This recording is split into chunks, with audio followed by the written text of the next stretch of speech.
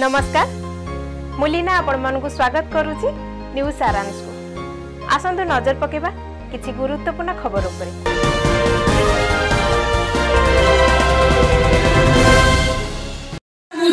बहुत एक्सपेक्टेशंस थाए काम ता भीतर किछि स्वप्न थाए किछि आशा थाए किंतु जते बेले पिलाटी हम पाकू एसएसटी स्कूल रे आसुची ताहले सबठो बेसी रिस्पांसिबिलिटी रहूची टीचर रा ताकू गाइड करिवा। सफलता पाइबाको हेले कठोर परिश्रम करिबाको पड़िबो।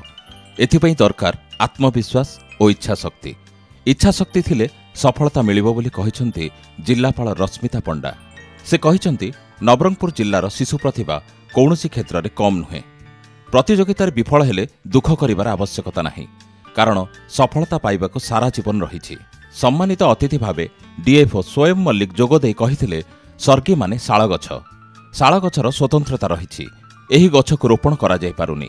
गछरे मंजी होई निर्दिष्ट समय सीमा मध्यरे माटीरे पोतिले विशालकाय गछ हेउछि। मंजीरु गछ हेबाको सुजोग और समय दरकार। सेहीपरि छात्र छात्री भविष्यत पाई मध्य दरकार सुजोग आ समय। ए दिगरे अभिभावक और शिक्षकों गुरुदायित्व रही। डीआरटीए निर्देशिका पोमा टुडू कहिथिले सर्गी फूल कार्यक्रम शिशुमानक प्रतिभा साउंटुछि। कार्यक्रम माध्यम कुनी कुनी शिशु माने विज्ञानर विभिन्न प्रकल्प तैयारी करि पारुछन्ति।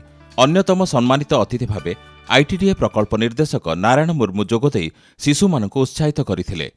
एही कार्यक्रम को जिला मंगल अधिकारी पवित्र मोहन प्रधान परिचालना करथिले। नवरंगपुर ब्लॉक मंगल अधिकारी सुभाष मिश्र धन्यवाद प्रदान करथिले।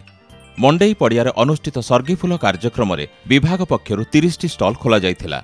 विभिन्न विद्यालयर शिशु माने विभिन्न प्रकार प्रकल्प गुड़िक प्रदर्शित करथिले।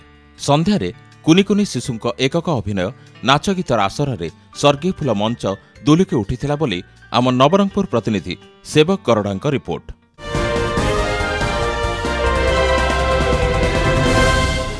अधिक खबर जाने पे स्टे विथ न्यूज सारांश ऑन यूट्यूब।